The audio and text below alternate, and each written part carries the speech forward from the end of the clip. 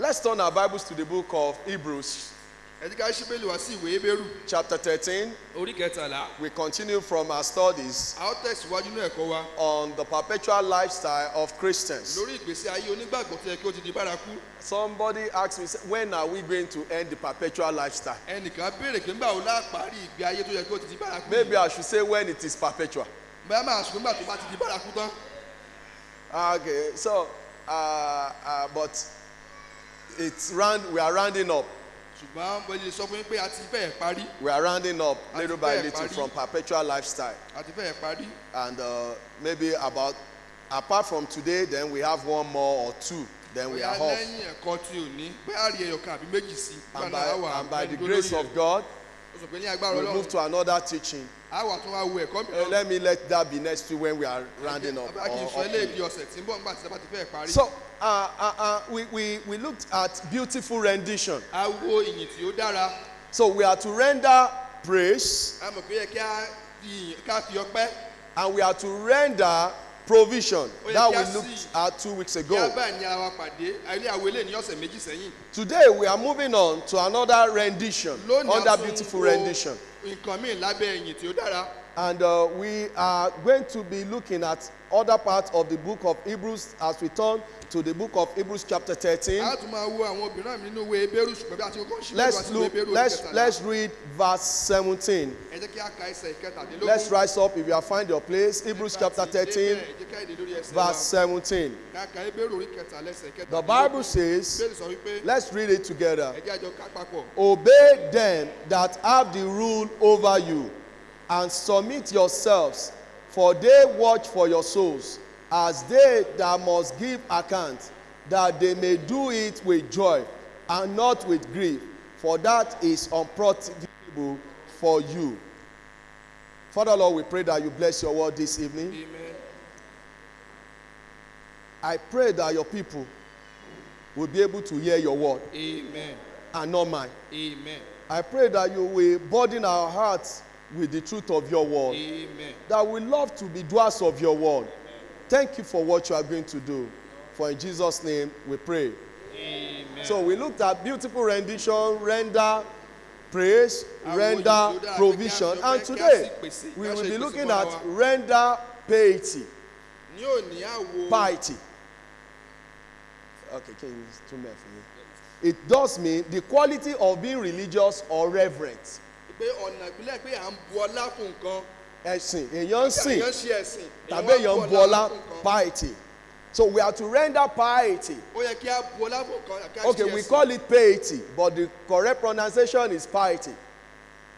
Okay. We are to reverence or reference as we are serving the Lord, as we are being religious, we are to also reverence or reference people that are put in position. In our previous studies from this chapter, especially while dealing with verse 7 of this chapter, where the Bible says, remember them which have the rule over you, who have spoken unto you the word of God, whose faith follow, considering the end of their conversation. So thank you. So I use a subtopic that I call Bishop Remembrance. And when talking about Bishop's Remembrance, he gave us a lot of things about them. He made us to understand that they are spoken unto us.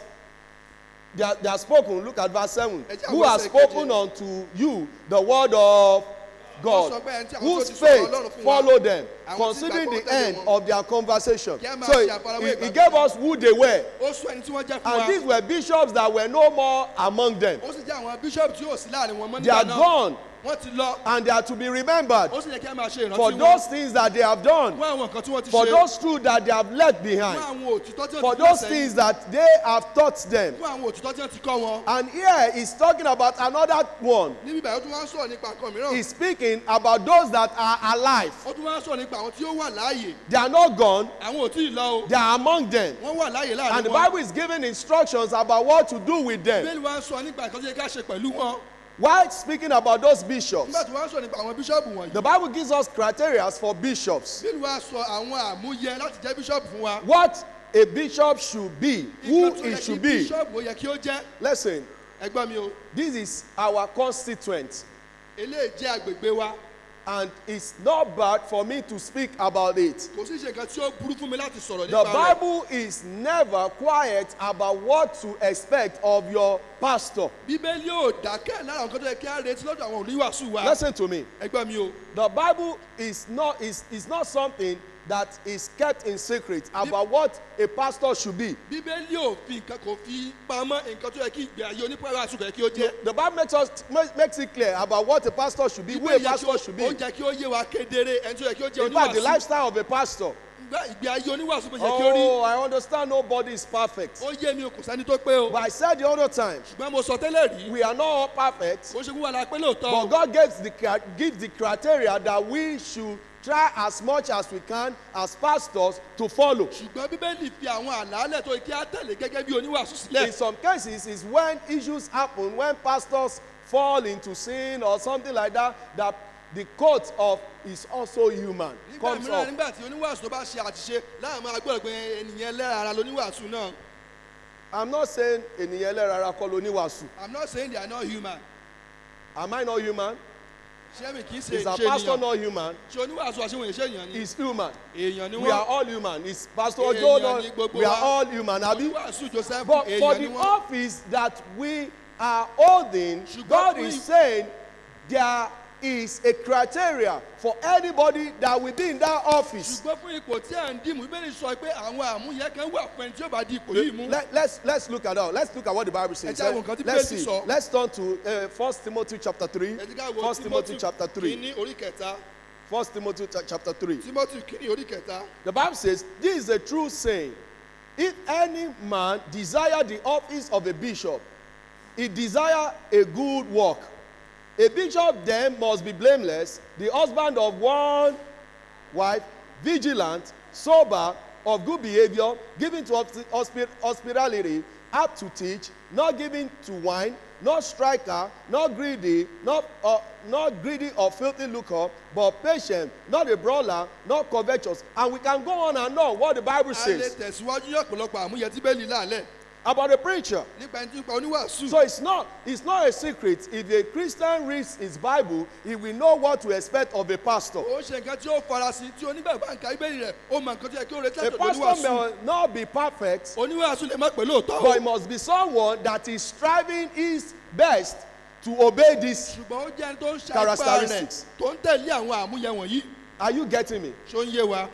I have where I'm going. But before we get there, I'm laying this foundation. It must be that way. It must be. He has two wives. He's a pastor. He has two wives. He made a mistake. There's nothing we can do about that. Let's go. Otuba is like the song we were listening to. In the when we were coming, they played it on the radio. It was sung by Ojuade, and he's asking, Ogo wada, Iyi wada. Where is our glory? Where is asking our pastor. Said, when a pastor is met at Bia Palo, Ile Elemu. Àwọn ẹlẹ́mu wá ń bá pastor tere, pastor. And brokers are just making jest of the pastor. Ẹ̀kú iṣẹ́ Olúwa. Nídìí ẹmu náà ni o. Well done. Even if Bia Palo. Ẹ rò péré ni. Ẹ̀yin lẹ make statement kan pé wọ́n lọ ṣòkú bì kan. Àwọn pastor kan wá bọ́ sẹ́gbẹ̀ẹ́. Pastor ẹyọ kan wá wà ńbẹ̀ ńgbà wọ́n ń sáàbù ọtí ní ìgboro lónìí. Ẹ̀yin èèyàn ẹ̀ mú kínní ní ìrọ̀ ṣe rántí. Wọ́n lòun ìgbà táwọn pastor ó mọ̀. Wọ́n lòun sì bọ́ sẹ́gbẹ̀ẹ́ kan wọ́n sì sẹ́ẹ̀tì tébù tiẹ̀ lẹ́yìn wọ́n sì ń ṣí star.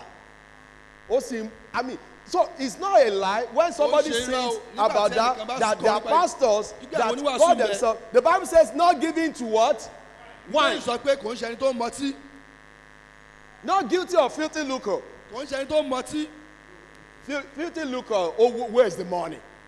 How can I just milk the people? Not a brawler.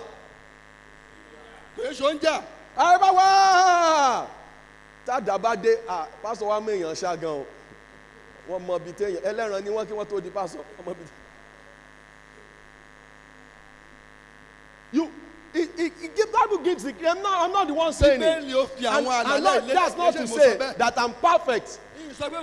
I don't know you are getting me. But God gives the criteria. How it should be. Oh, before there is touch not my anointed. The anointed must also have been following the one that anointed him. It is so painful today that there are privileges, there are powers, there are profits that comes with pastoral office. And that's what many are after. Privileges, power, profits that are in this ministry. As a man of God, those are what people want to follow. Those are what people want to see, but not the pain. Because that office also has pain. In the morning, pastor preach about prayer. Listen, whether we like it or not, as your pastor, you must pray more. Pray more. Listen, we are all Christians, we are all church members, but I must be held in better category than you. That's the office.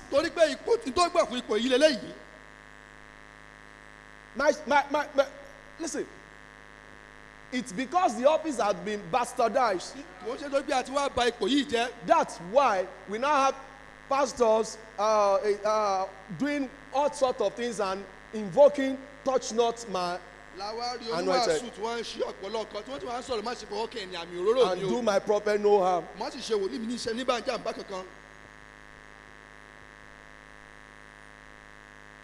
There are criteria. And the Bible mentioned it in that Hebrews.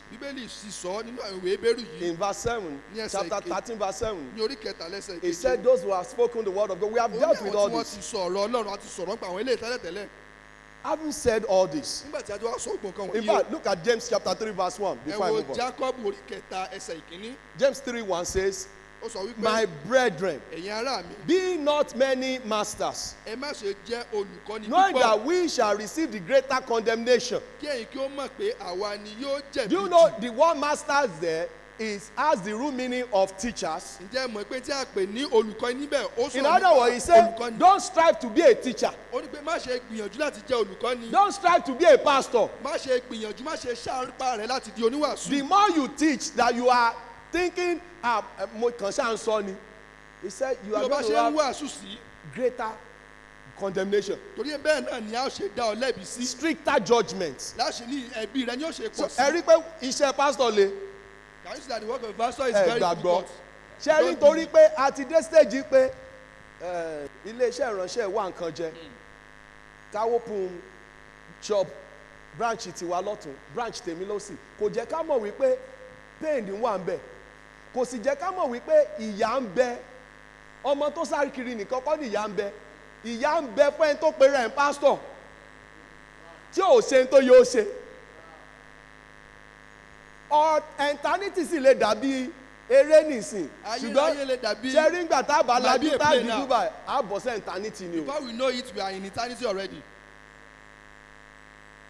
You said, why am I saying all this? So that I can quickly criticize my own constituents. Because I'm going to talk about yours. I've talked about ours. Because I'm going to talk about yours.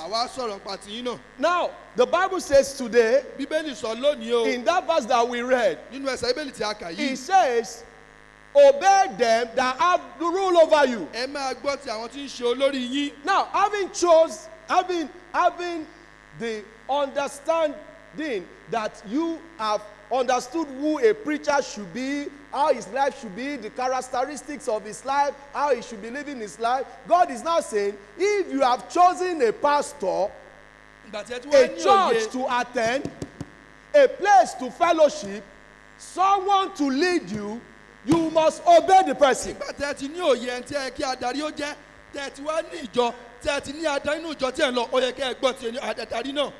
That is me. Listen to me.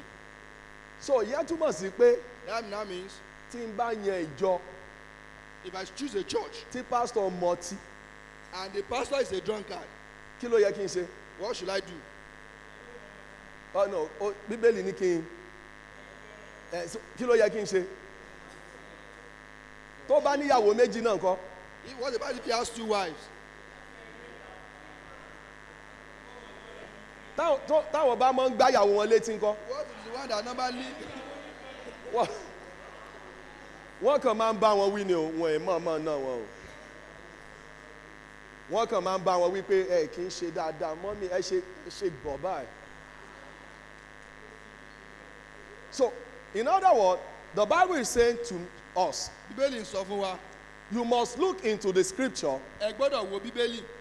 Is the pastor fitting into the word of God? Ṣé oníwàásù ìṣó ní àmúyẹ nǹkan tí ọ̀rọ̀ Ọlọ́run sọ? Because once you choose a church you go to, Onígbé nígbà tí a bá ti yan ìjọ láti máa lọ. the right thing for you to do, Nǹkan tí ó yẹ fún wa láti first ṣe. on the list, Àkọ́kọ́. is to listen to your leader. Onígbé kí ẹ gbọ́ ti àwọn adarí yín.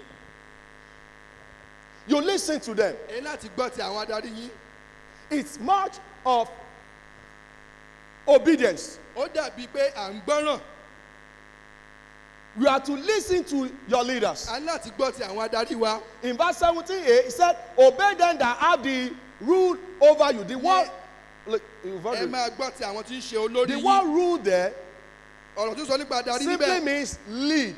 Ó túmọ̀ sí pé wọ́n ń darí. That are your leaders. Àwọn tí ó jẹ́ adarí Those wa. that are leading you. Àwọn tó ń darí You wa. are to what?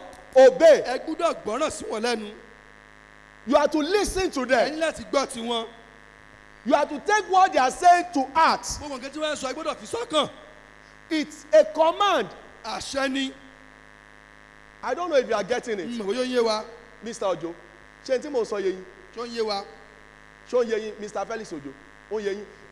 You must listen to them. Ẹ ní láti gbọ́ ti wọn.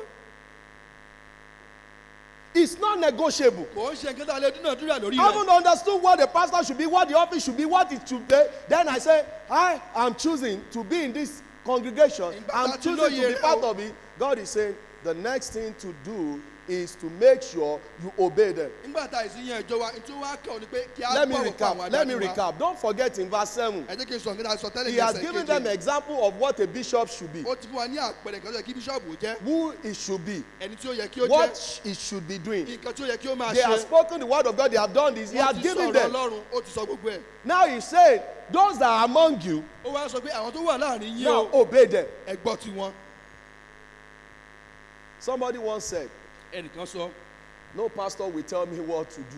Olúwàásù ò lè sọ ohun tí màá ṣe fún mi o. Do you know it's contrary to what the Bible says? Jẹ́ mọ̀ pé ó lòdì sí nǹkan tí ọ̀rọ̀ Ọlọ́run sọ. Pastor cannot tell me what to put on. Oníwàásù ò lè sọ nǹkan tí màá wọ̀ fún mi. A good pastor will not tell you what to put on, but will tell you what the Bible says you should put on. Oníwàásù bá dáa kò ní sọ nǹkan tó yẹ kó wọ̀ kan ṣùgbọ́n yóò sọ nǹkan tí Bíbélì sọ fún ọ. I don't think you are getting me. Ìmọ̀ bóyá ó yé wa. Or am I hurting you? Àbí mò ń pa wá lára ni. I guess you were excited when I was talking about our Ó constituents. dà pé inú yín dùn gbà tí mò ń sọ̀rọ̀ nípa Why are you not Oníwàásù. excited about yours? When I'm not Olúwa hearing dé amen. nígbà tí inú yín ó dùn gbà mò ń sọ̀rọ̀ nípa ti yín. The pastor should be able to tell you how to treat your wife. Bíbélì ní láti oníwàásù gbọ́dọ̀ lè sọ fún bí ó ṣe kí ẹ máa ṣe tọ́jú He àwọn should be ìyàwó able yín. to tell you how to treat your husband. Ó gbọ́dọ̀ máa sọ fún bí ẹ ṣe tọ́jú àwọn ọkọ He yín. should be able to tell you how to teach your Ó children. gbọ́dọ̀ sọ fún bí ẹ ṣe máa kó àwọn ọmọ yín. Why? Kí ló dé? Because the Bible tells you so. Torí pé Bíbélì sọ fún yín bẹ́ẹ̀. And the Bible says, listen to Bíbélì them. sọ pé ẹ gbọ́ ti wọn. You know, someone that doesn't listen, immediately you are speaking is already acting like, I'm not going to obey intentionally. Pé ẹni tí ò bá ní gbọ́ bí wọ́n ṣe ń Are wàásù you getting what I'm saying? yóò ti máa gbọ́n tí. Immediately you are speaking is already making up. So somebody that is not listening cannot obey. Ẹni tí yóò gbọ́ nígbà tó níwàásù ń sọ kò lè gbọ́ náà kò lè tẹ̀lé tó níwàásù ń sọ. You can't obey. Torí pé bá ṣe ń sọ But ló ti ń gbọ́ somebody tí. that listens, Ṣùgbọ́n ẹni tó ń gbọ́ yóò farabalẹ̀. wow, I want to get it in. Mo fẹ́ gbọ́. I want to get it in. Mo fẹ́ gbọ́. I want to swallow it. Mo fẹ́ gbé mi. Oh, that's a great one. Ọ̀rọ̀ Ọlọ́run ni I'm hearing. Mo gbọ́.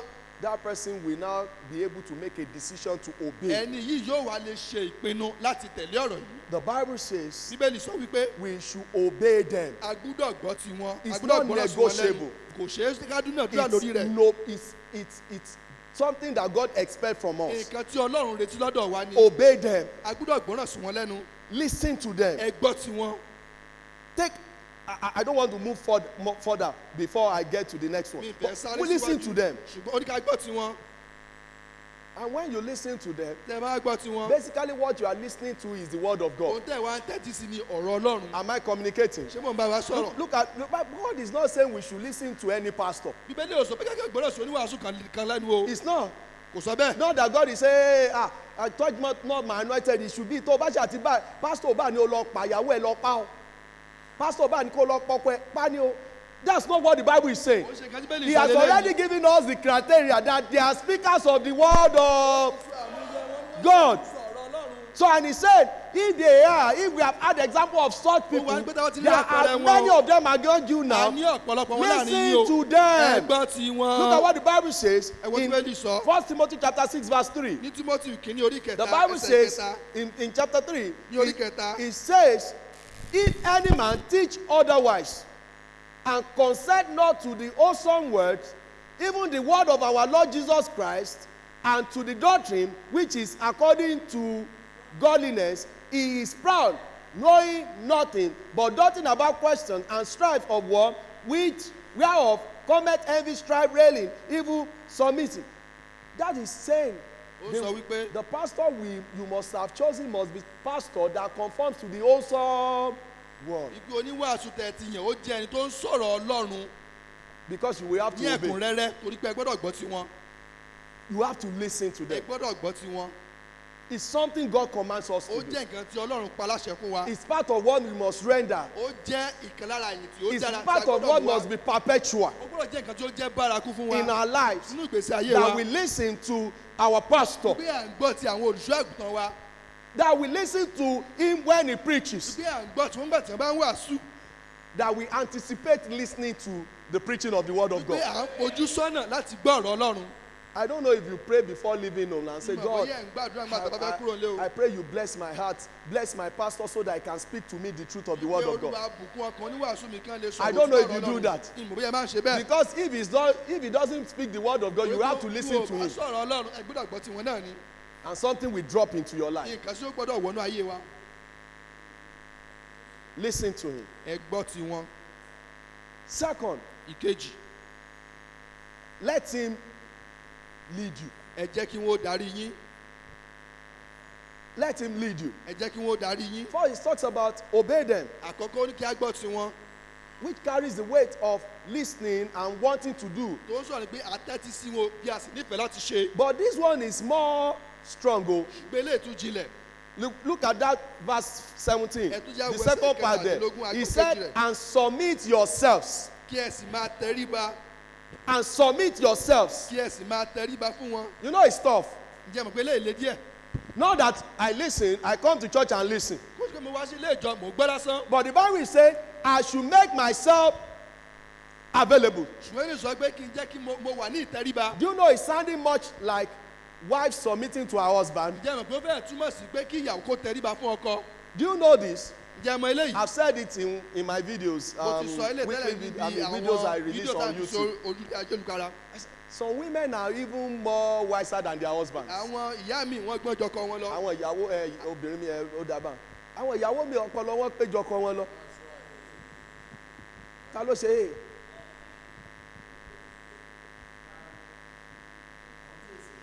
Àwọn ọmọ nǹkan kan wọn tí ì mọ. Wọ́n rò pé ntọ́ ọpọlọ fi pé ní kéèyàn kàn jẹ̀ka àti kó jẹran méjì. Ìyẹn àwọn ọmọdé ni o torí lérí ẹni tó ṣe é o. Àwọn ọmọdé wa ni wọ́n mọ ayé torí àwọn tó ń wò wọ́n online ẹ̀ mọ interpret wọn gbọ́ fẹ́ gbé ìbú ẹ̀ náà.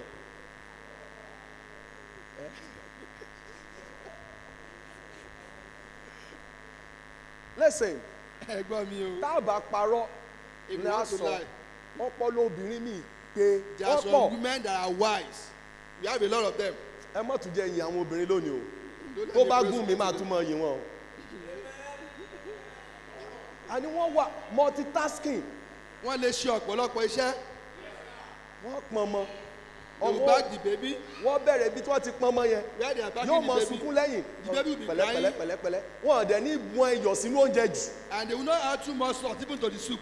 Ni wọ́n dẹ̀ tún nílò àti tọ́jú baby daddy. And they will still take care of baby daddy.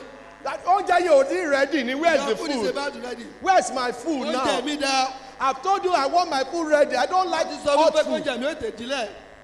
The baby daddy is crying in the sitting room.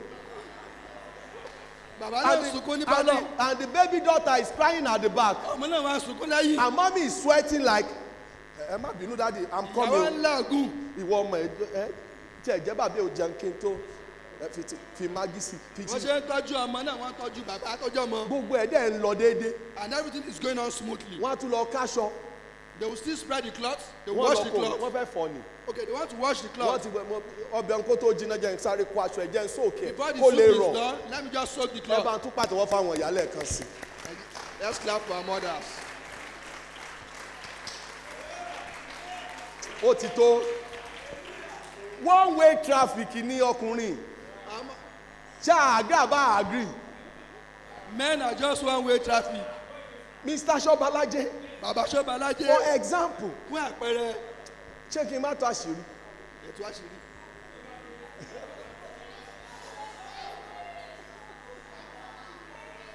When mommy travels. Nígbà tí ìyá bá rìnrìn àjò. The house is not never normal. Ilé ò rí bó ṣe kó rí. Do you agree? Ṣé ẹ gbà? Mo kàn dúró bí kúbíkọ̀ ń bẹ̀ yẹn ni lẹ́yìn. Mo bá ń gbọ́ tí Ṣẹ́gun àti Kingsley tí wọ́n ń rojọ́. Ṣé dádì tó bá jẹ́ dádì ni àkó sí wàhálà kíní kan tó. But tí mọ́mí bá travel, gbogbo ò kí ń balance. Everything is not balanced. Lẹ́yìn kí dádì ṣe báyìí, kó ṣe báyìí, ó ti tán nìyẹn mọ́mí. Just do this. Everything will. Ẹ̀yin children, is that so? Ẹ̀yin ọmọ ṣe bẹ́ẹ̀ lórí. Because one way traffic ni dádì. Ó ní pé ọ̀nà kan náà ni bàbá mọ̀. Ṣé ẹ ti jẹun? Ṣé ẹ jẹun ẹ̀yin ọmọ? Have you eaten? Children, have you eaten? A ti jẹun.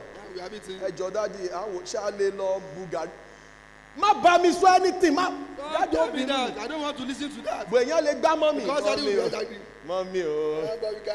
Màmá mi. Can tease mommy, my mother. My mama. My mother. Ẹ ó yá lọ mú mẹ́mẹ́ yẹn. Ọ̀la ló yẹ kẹ́ ẹ jẹ́ lọ mú ṣàmù. Wọ́n máa ń gbá mọ́mì. You can tease mommy. Daddy cannot. Daddy ilé òde ni. But you can never tease daddy. Mọ́mì Because the house will be sí done. mọ́mì yóò sí. Àfìgbà mọ́mì bá dé ní ilé ò bá dùn. Until mommy comes back, everything now come Mi back ìfẹ́ to mú ti normal. bàbá Búkì. Nígbà tí ìyàwó wọn wá lu èbò. When the wife was in the US. A tún Mr. ṣé ẹ̀ ní wálé ni. Bẹ́ẹ̀ni ẹ má mà jẹ́lé ó dahoro. Don't let the house be vacant. Wọ́n sálùkò lé nítorí ìyàwó wọn ò sí lé gan. He ran away because the wife was not around. I can't manage this house alone. I can't manage. Ṣe tọ́jú léyìí o. Èmi nìkan. Bàbá Búkì ẹ testify say amen. Ẹ̀yin lẹ́jẹ̀ ìyá lọ bẹ̀rẹ̀ that's not where the preaching is. Olúwa ibẹ̀ yẹn kọ́ ló ń lọ. That's not where we are going. Women are good. They are doing well. I understand. Àwọn dá wọn ṣe nǹkan tó dáa lọ́pọ̀lọpọ̀. Endowed. But the Bible says you should what? Submit Ibi ẹ tẹríba to your husband. fún àwọn ọkọ yín. So in some cases, you have some well-endowed, cerebral, Ní ọ̀pọ̀lọpọ̀ lóòótọ́ ẹ ní ọ̀pọ̀lọpọ̀ àmúyẹ. highly educated Ẹ ti kàwé. woman Tó jẹ́ ìwé ìyá tó kàwé. submitting to someone that just has probably a degree. Ẹ tún wá ń tẹríba fún ọkọ tó jẹ́ pé bóyá ìwé I've seen, I was listening to a radio program whereby a professor was talking, a woman, and she had a high position, probably in UI, and she was speaking and talking about what she does, and the anchor, the man that anchored the program, asked and said, with this your office, would you ever have time to cook for your husband again? And the woman said, Iyán lọkọ mi fẹ́ràn jù. My husband love pounded yam. Èmi mo máa ń gùn. I'm the one that normally pound yam. Tí màá make sure pé mo parí gbogbo iṣẹ́ mi mo tètè délé. I will make sure I finish every of my work. Màá gún yán fún. I will pound the yam Mo for him. lọ́mọ ọ̀dọ́ o.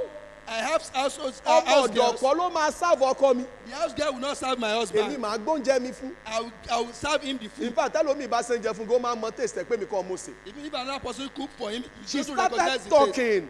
And you could see someone highly placed deciding deciding to say, I'm intentionally submitting myself. I don't know if you are getting it. That's what the Bible is like saying here. If you have chosen him as your pastor, no matter what you think you know, no matter how you think you have gone, no matter you don't like you think you have learned, submit. Let him lead you. Learn all you want to learn. Get all you can get. Eat all you can eat. Enough of church members being in a church and say, "Mo can manage the church here." You can't be in a church and manage it. It's either you have chosen the right pastor, the right church,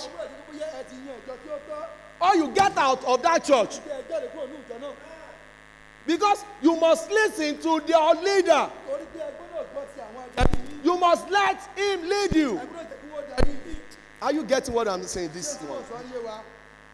And we have established the fact that the leader that must have been chosen is a leader that is following the word of God. It's quite some time that I've used this illustration.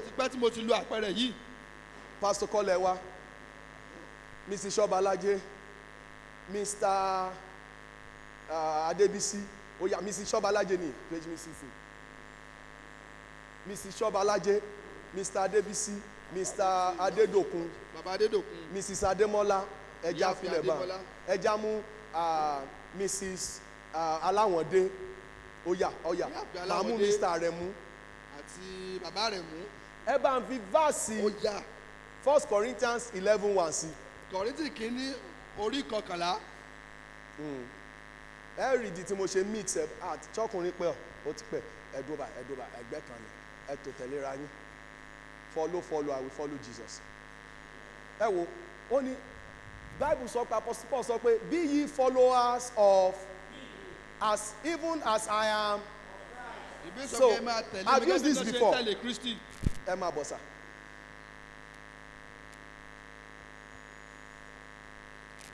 Ẹ̀yin ẹ mọ́ tẹ̀lé wọn. Ẹ̀yẹ́ dúbà. Ẹ já sọ pé àwọn Kristi. Let's assume that he is Christ. Is Jesus Christ. Àwọn Jésù wa. He's our Jesus. Sóye yín. We are not saying it's Jesus, so we are only assuming. Just using him as an example. Àfi wọ́n ṣe àpẹẹrẹ. So ẹni tí mo fẹ́ follow leadership wọn. The person I want to follow his leadership. Must be bí Bíbélì ṣe describe ẹ̀. Gẹ́gẹ́ Bíbélì ṣe ṣe àpèjúwe rẹ̀. The Bible says, Apostle Paul said to the Corinthians, be ye followers of. Oníwàásù Paul sọ fún àwọn ará kan pé ẹ máa tẹ̀lé mi. I also I am of. Gẹ́gẹ́ bí èmi náà ti ń tẹ̀lé Kristi. Ẹ máa lead wa roundabout torí àwọn tó wọ̀ online. So ẹ máa tẹ̀lé mi. Ẹ máa tẹ̀lé mi. Ṣé ẹ rí pé ọkùnrin àtobìnrin ẹ̀yin èèyàn ò tẹ̀lé.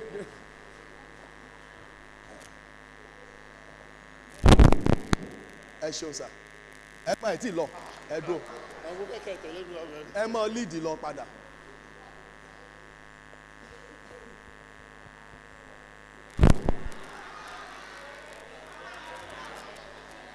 Jẹ́ rí pé èmi náà tún lọ mẹ̀yìn ṣùgbọ́n mẹ̀yìn Jésù pọ̀ ju tèmi lọ. I don't know if you are getting it. Lot of pastors that follow, they got our piety. They got our piety. I don't want to use patriotism because patriotism has to do with the country. But they got our loyalty, our faithfulness because of the office they hold. Because we believe that they are following Christ. And we now decided to follow them blindly. They are for you. The person we should follow should be immediately is following Christ. Olúwa ṣe o ẹyẹ yan mi Jésù dùn sí o Jésù dùn sí It's good to serve Jesus Christ. Jesus is great. He can change your life. It's a great blessing that you know him. The more you serve him, the more you will love him, the more you will do it. The more. Sherry, ẹ̀wọ̀ ẹ̀yin èèyàn mi. Ìdílé Akande. Tẹ́ ẹ bá tẹ̀lé mi. If you follow me. Ọlọ́run sọ fún mi pé kí n sọ fún yín God tells me that. Sherry pé àwọn kan fẹ́ ṣìnà díẹ̀. Because some people have missed the way. Èmi náà rí tèmi. Ẹ lọ jókòó. I don't know if you are getting it. Mi mọ̀ bóyá ó yé wa. Reason why I mix them together is because we have women and men in the church. Torí bí a ní àwọn ìyá àtàwọn bàbá nínú ìjọ. A fake pastor will always get his own.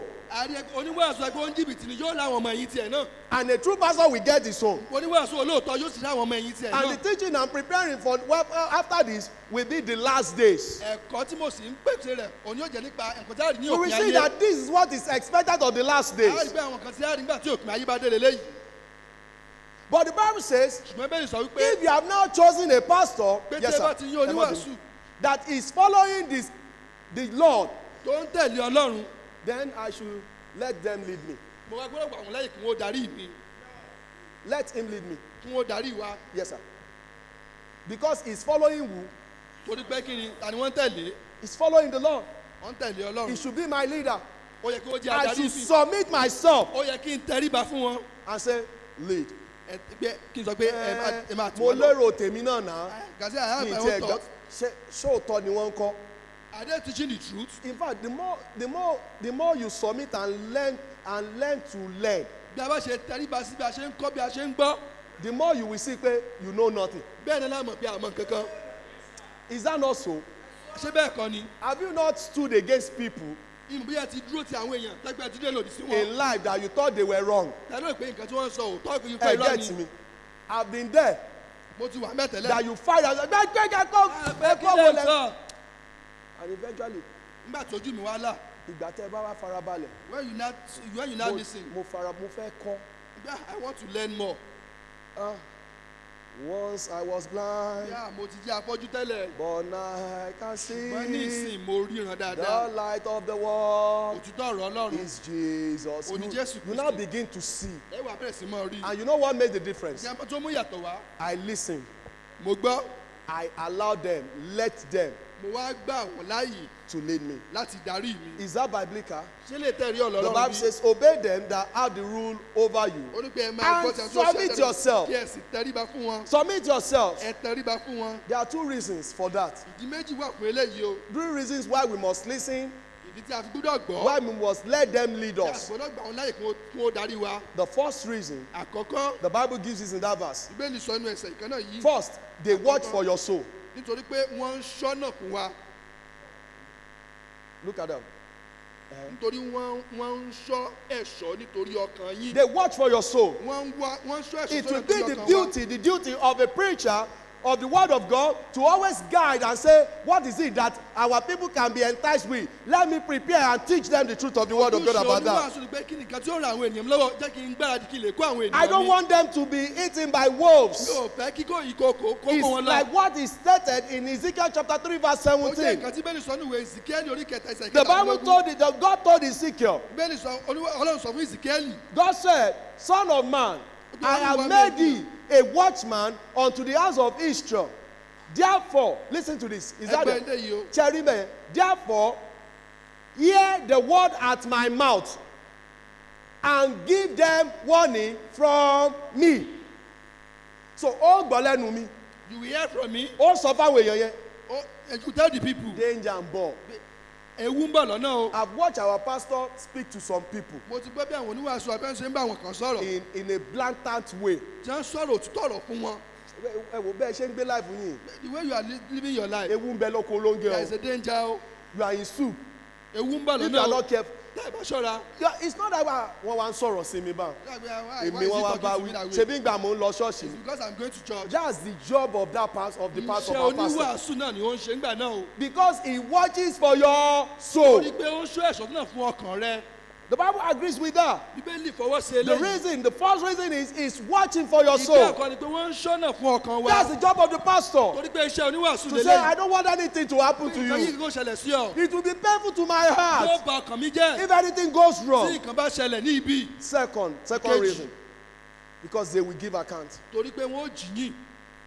They watch for your souls.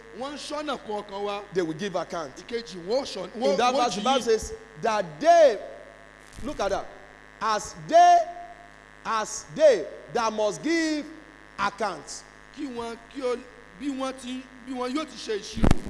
Look at what there. Is a what? They must give. Is a must. That's why I said we are having lot of things on us as preachers.